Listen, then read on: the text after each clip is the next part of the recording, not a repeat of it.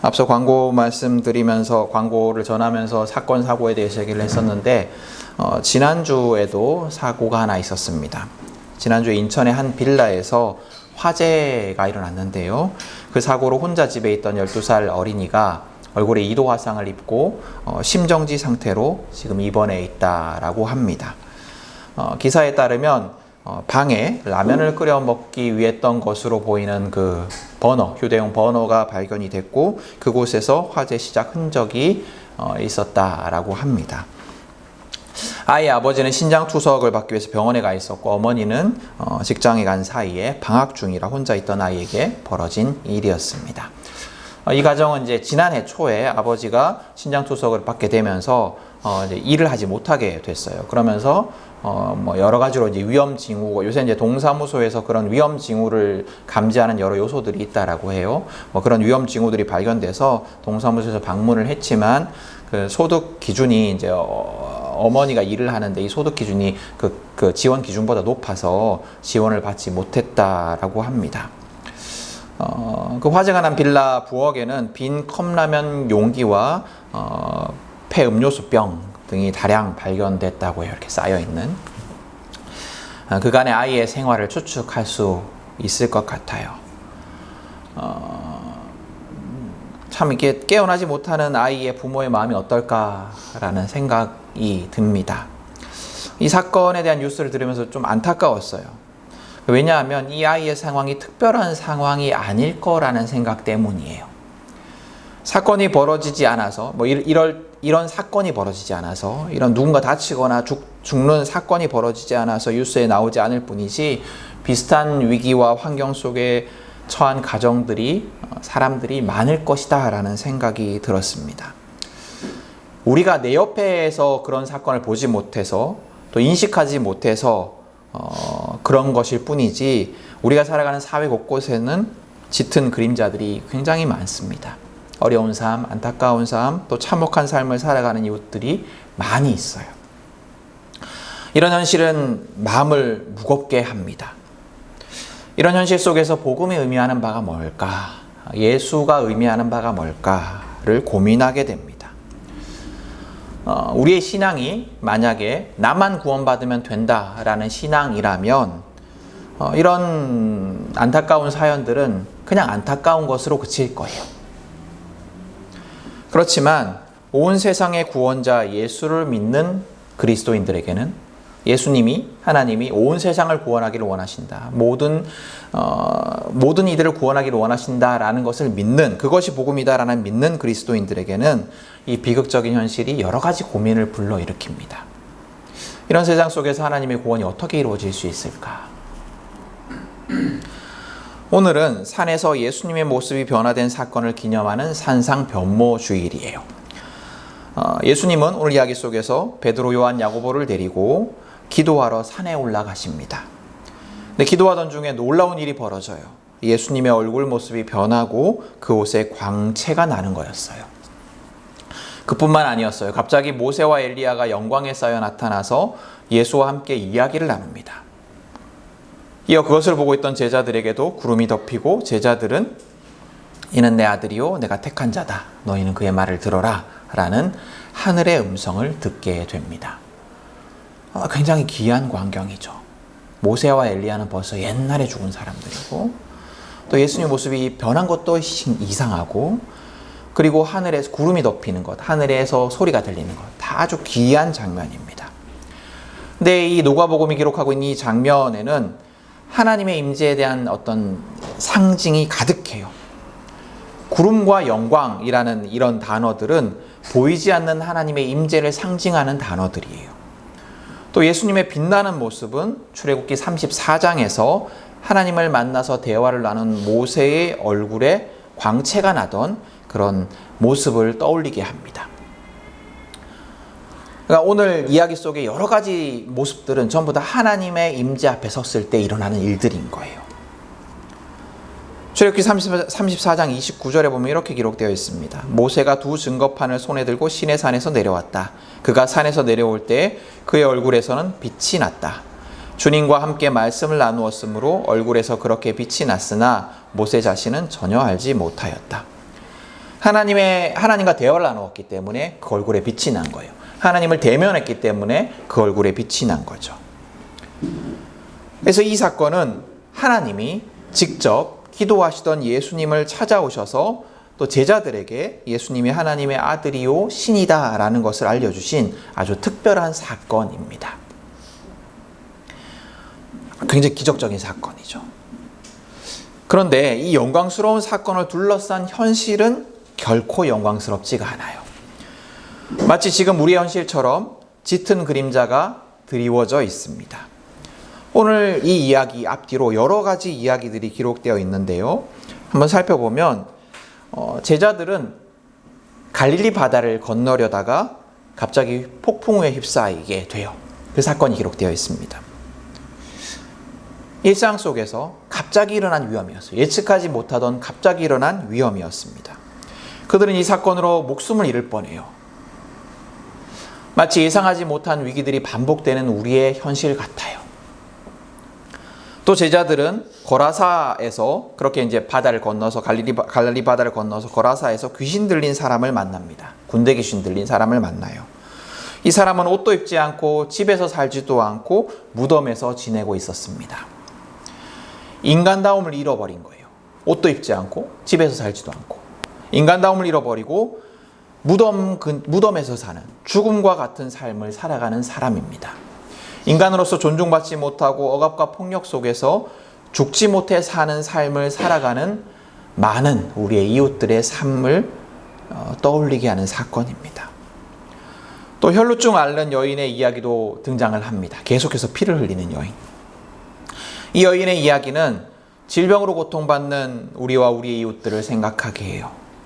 또 이 여인은 조롱과 차별 속에 소외된 우리와 우리 이웃의 현실을 떠올리게 하기도 합니다. 왜 소외된 이웃이냐 하면 율법에 의하면 피를 흘리는 사람은 부정한 사람이었어요. 그리고 부정한 사람과 접촉하는 것은 접촉한 사람마저 부정하게 만드는 일이었습니다.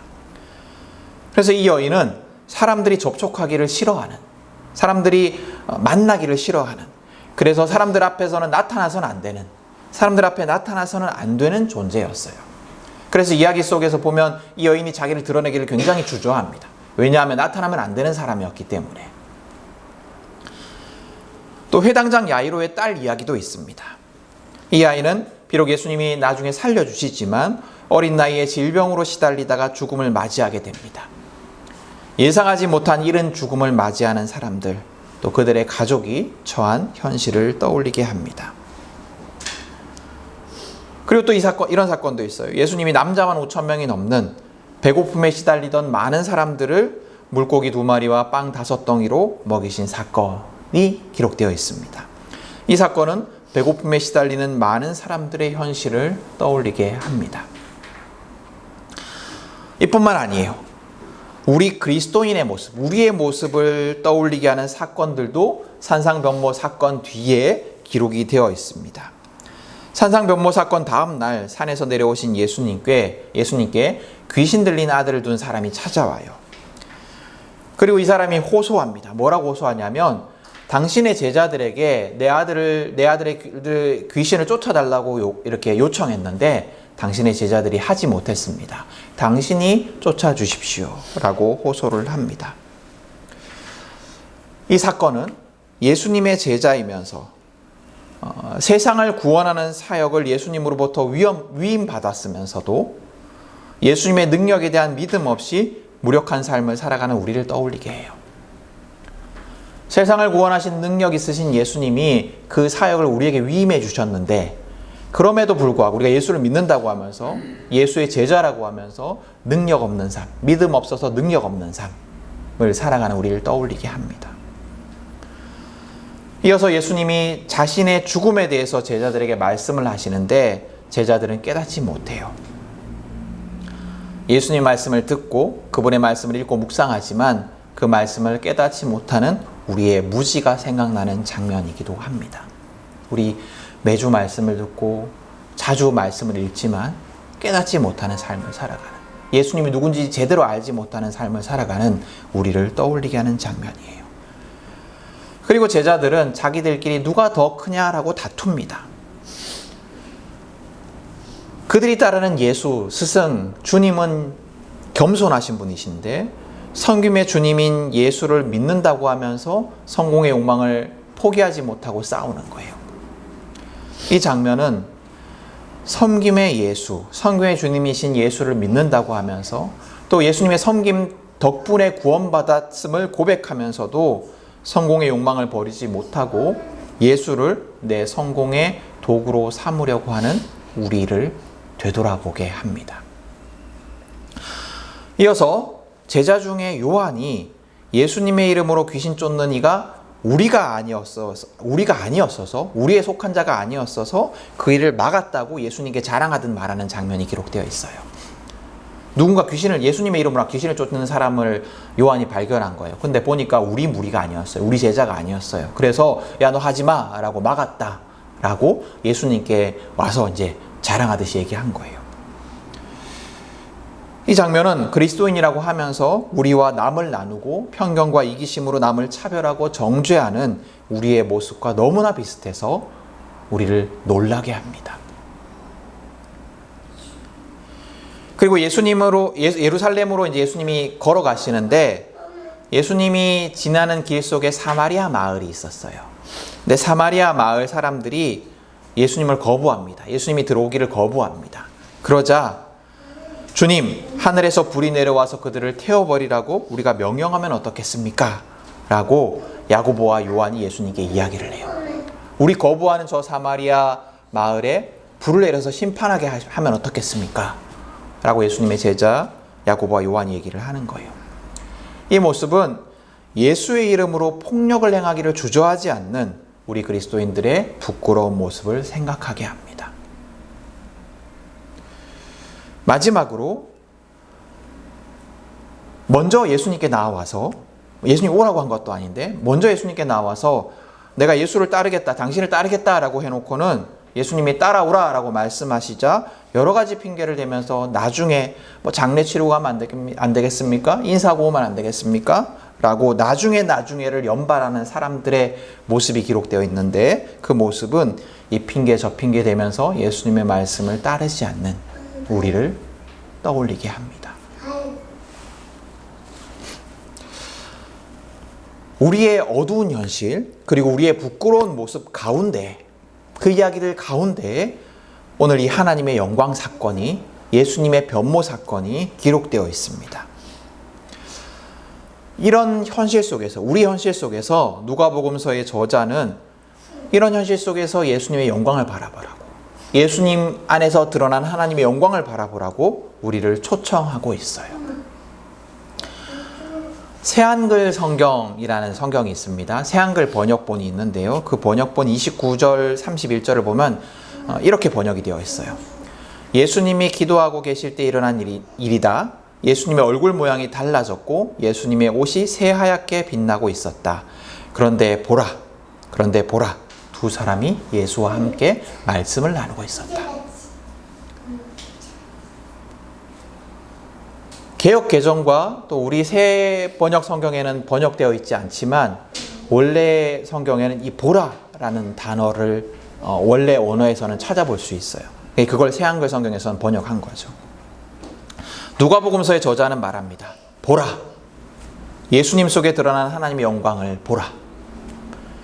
고난의 현실, 억압과 폭력의 현실, 또 부족하고 능력 없는 무지한 우리의 모습에도 불구하고 드러난 그럼에도 불구하고 빛을 비추시는 하나님의 영광을 보라. 여러분, 우리가 살아가는 현실은 어둡습니다. 그리고 그리스도인이라고 하는 우리의 모습은 변변찮습니다. 무지하고 무기력하고 무능력합니다. 그러나 그 속에서도 하나님의 영광은 빛나고 있습니다. 어두운 현실과 부족한 우리를 변화시키는 하나님의 영광이 그럼에도 불구하고 빛나고 있습니다. 예수님은 오늘 사건 이후에 예루살렘으로 향하십니다. 그리고 예수님은 예루살렘에서 죽으시고 부활하십니다. 예루살렘으로 향하는 그 길은 제자들이 변화되는 여정이기도 합니다. 무지하고 믿음 없고 성공의 욕망에 사로잡혀 있고 정죄하고 폭력적이던 제자들은 점점 변화되어요. 그리고 부활 사건을 통해서, 부활의 주님을 만나는 사건을 통해서 그들의 삶은 완전히 뒤바뀝니다. 누가복음서에 이어지는 사도행전 속 제자들은 이제는 예수님의 제자답게 세상을 변화시키는 모습이에요. 그들은 더 이상 성공의 욕망을 위해서 살아가지 않고 복음을 위해 살아갑니다. 그들을 향한 폭력을 사랑으로 감싸며 예수를 따라 순교하기를 주저하지 않게 됩니다. 여러분, 우리의 어두운 현실 속에서 또 예수를 제대로 따르지 못하는 나의 모습 속에서 예수 안에 드러난 영광을 바라보십시오. 하나님의 영광을 바라보십시오. 그리고 하나님의 음성을 들으십시오. 그 하나님의 영광이 우리를 변화시키실 것입니다. 제자들이 변화되었던 것처럼 우리도 변화될 것입니다. 그리고 그것이 끝이 아닙니다. 우리의 변화가 끝이 아닙니다. 변화된 제자들을 통해서 세상을 변화시켰던 것처럼, 세상의 복음을 전하고 구원을 선포하셨던 것처럼 변화된 우리를 통해서 세상의 어둠을 밝히실 것입니다. 그리고 결국 하나님은 예수님의 십자가 위에서 시작하신 구원을 완성하실 것이에요. 악에 대한 완전한 승리하심으로 참혹한 현실 속에 완전한 평화와 회복을 이루실 것입니다. 세상을 완전히 회복시키실 거예요. 하나님의 날에, 장차올 하나님의 날에 세상을 완전히 회복시키실 것입니다. 그리고 우리도 완전히 회복될 것입니다. 우리는 그것을 믿는 사람들이에요. 그리스도인은 그것을 믿는 사람들이에요. 그리스도인은 이 땅에서 하나님께서 주시는 평화 누리다가 죽어서 천국 가는 것을 바라는 사람들이 아니라, 그리스도인은 하나님이 하나님의 날에 이 세상의 모든 고통과 악을 완전히 회복시키실 것이다. 부족한 나의 모습, 나의 그 부끄러운 모습을 완전히 회복시키실 것이다 라는 것을 믿는 사람들입니다.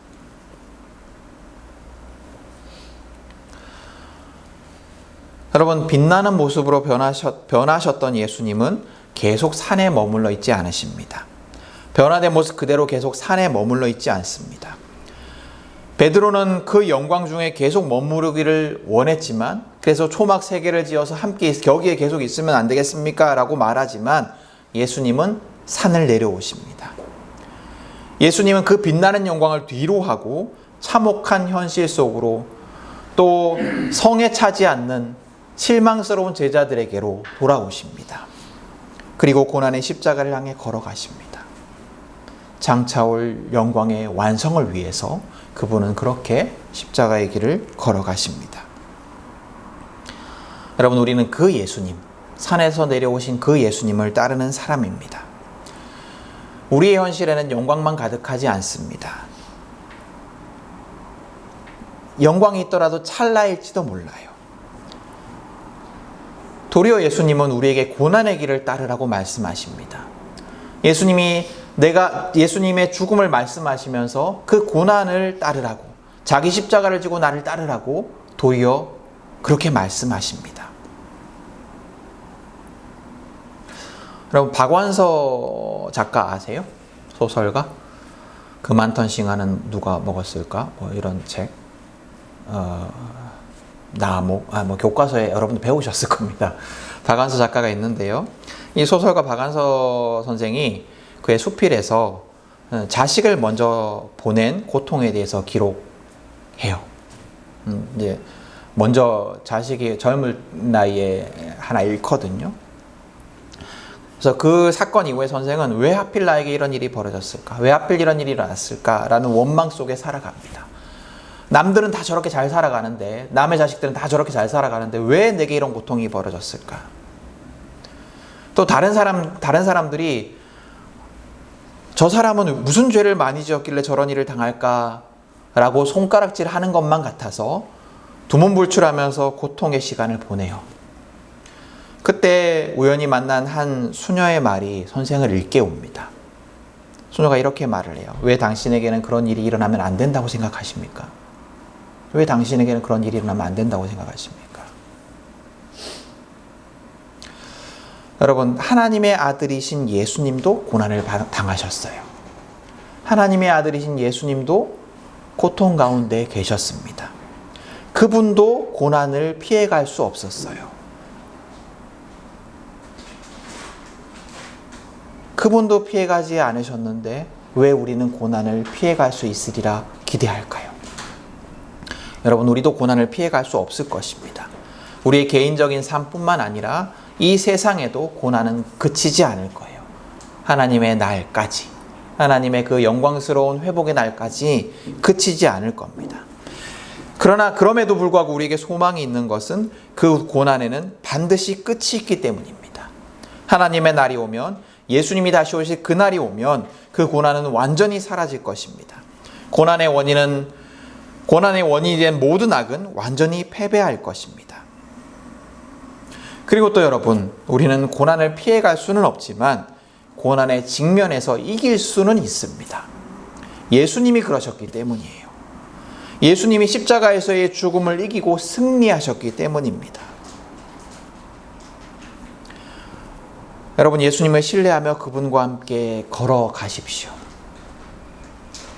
그분과 함께 승리할 것을 기대하며 그분이 나를 어떤 고난 속에서도 구원하실 것을 신뢰하고 확신하면서 그분과 함께 걸어가십시오. 여러 가지 핑계 대면서 주저하지 말고, 여러 가지 핑계 대면서 하나님의 부르심에 거절하지 말고 예수님께 순종하며 그분의 가르침을 따르는 삶을 살아가십시오. 말씀을 묵상하고 또 들은 바대로 살아가십시오. 하나님의 영광을 바라보며 예수를 따르는 삶을 살아가는 사람은 고난을 능히 이겨낼 수 있습니다. 하나님의 영광을 바라보며 예수를 따르는 삶을 살아가는 사람을 통해서 세상의 고통도 사라질 것입니다. 여러분, 하나님의 영광을 보십시오. 그리고 제자들처럼 예수님을 따라서 세상을 구원하는, 세상을 고통 속에서 구원하는 삶의 길을 나서십시오. 주저앉아 있지 말고 발걸음을 내딛으십시오. 주님이 언제나 우리와 함께 하시며 우리에게 능력 주시고 우리를 지켜 보호하실 것입니다. 주님의 영광을 바라보며 변화된 모습으로 세상을 변화시킬 우리 모두가 될 수 있기를 간절한 마음으로 축복합니다.